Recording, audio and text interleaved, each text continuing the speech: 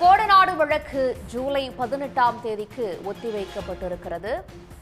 18ஆம் தேதிக்கு வழக்கை ஒத்திவைத்திருக்கிறது உதகை நீதிமன்றம். வழக்கில் குற்றம் சாட்டப்பட்டுள்ளவர்களில் சயான் மற்றும் ஜிதின் ஜாய் மட்டுமே ஆஜராகிய நிலையில் வழக்கு ஜூலை 18க்கு ஒத்திவைக்கப்பட்டிருக்கிறது. விவரங்களோடு இணைகிறார் எமது செய்தியாளர் சிவசாமி. 18ஆம் தேதிக்கு வழக்கு விசாரணை ஒத்திவைக்கப்பட்டிருக்கிறது. இன்றைய நிலையில் என்னென்ன விசாரணை நடைபெற்றது?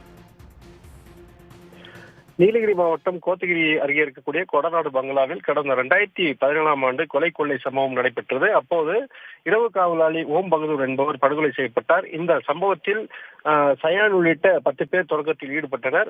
குறிப்பாக கனகராஜ் இந்த முதல் குற்றவாளியாக சேர்க்கப்பட்ட நிலையில் அவர் சாலை விபத்தில் உயிரிழந்த நிலையில் தற்போது சயான் உள்ளிட்ட 10 பேரும் அதே போல கனகராஜின் உறவினர்கள் 2 பேரும் என மொத்தம் 12 பேர் இந்த குற்றவாளிகளாக சேர்க்கப்பட்டிருக்கிறார்கள். இது குறித்த வழக்கானது உதகையில் இருக்கக்கூடிய மாவட்ட அமர்வு நீதிமன்றத்தில் நடைபெற்று வந்த நிலையில் தொடக்கத்தில் இந்த வழக்கை சோலூர் முட்டல் போலீசார் விசாரணை நடத்தினர். அதனைத் தொடர்ந்து ஏடிஎஸ்பி கிருஷ்ணமூர்த்தி தலைமையிலான தனிப்படை போலீசார் விசாரணை நடத்திய நிலையில் கடந்த 2 ஆண்டுகளாக அந்த வழக்கானது சிபிசிஐடி போலீசார் விசாரணை நடத்தி வருகிறார்கள்.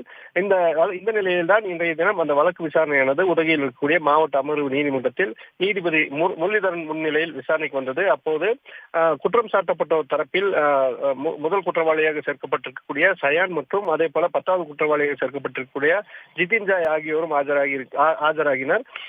அரசு தரப்பில் சிபிசிஐடி ஏடிஎஸ்பி முருகவேல் மற்றும் அரசு வழக்கறிஞர் ஷாஜகான் உள்ளிட்டோர் ஆஜரான நிலையில் வழக்கு விசாரணை தொடங்கியதும் அந்த ஜிதின் ஜாய் சார்பாக அந்த சம்பவம் நடைபெற்ற கொடநாடு கொலை கொள்ளை நடைபெற்ற அந்த பங்களாவை ஆய்வு செய்ய, அதாவது மாவட்ட நீதிபதி மற்றும் எதிரி தரப்பு வழக்கறிஞர் ஆய்வு செய்ய வேண்டும் என்று ஒரு மனுவை தாக்கல் செய்தனர். அந்த மனுவை அப்போது அரசு தரப்பில் கடும் எதிர்ப்பு தெரிவிக்கப்பட்டது. ஏற்கனவே 2023ஆம் ஆண்டு இந்த வழக்கில் குற்றம் சாட்டப்பட்டிருக்கக்கூடிய தீபு, சதீசன் மற்றும் சந்தோஷசாமி ஆகியோர் தாக்கல் செய்த மனு தள்ளுபடி செய்யப்பட்டுள்ள நிலையில் இந்த மனுவை ஏற்கக்கூடாது என்று எதிர்ப்பு தெரிவிக்கப்பட்டது. அதனைத் தொடர்ந்து நீதிபதி அந்த மனுவை மீது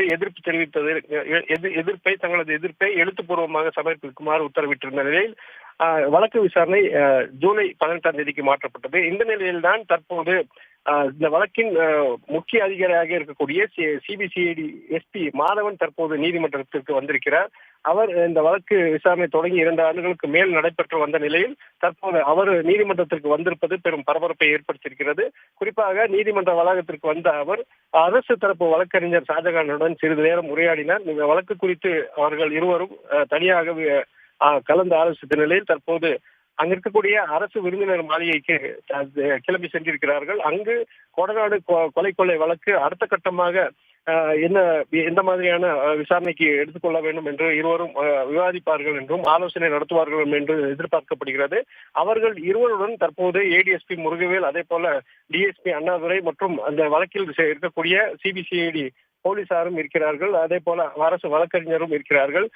எஸ்பி அரசு வழக்கறிஞர் மற்றும் சிபிசிஐடி போலீசார் இவர்கள் அனைவரும் ஒன்றாக இணைந்து இந்த வழக்கில் அடுத்த கட்டமாக எந்த மாதிரியான விசாரணை மேற்கொள்ள வேண்டும் என்று ஆலோசிக்க உள்ளார்கள். இது 2 ஆண்டுகளுக்கு மேலாக இவர்கள் விசாரித்து வரும் நிலையில் தற்போது அரசு வழக்கறிஞர்களும் அந்த சிபிசிஐடி எஸ்பி ஆகியோரும் புதிதாக ஆலோசனை நடத்தி வருவது இந்த வழக்கில் அடுத்த கட்டமாக ஒரு புதிய திருப்பத்தை ஏற்படுத்தும் என்றும் புதிய தகவல்கள் புதியவர்கள் மீது சம்மன் வழங்கி விசாரணைக்கு அழைப்பார்கள் என்றும் எதிர்பார்க்கப்படுகிறது. விவரங்களுக்கு நன்றி சிவசாமி. உடனுக்குடன் செய்திகளை தெரிந்து கொள்ள சன் நியூஸ் பெல் ஐகானை கிளிக் பண்ணுங்க.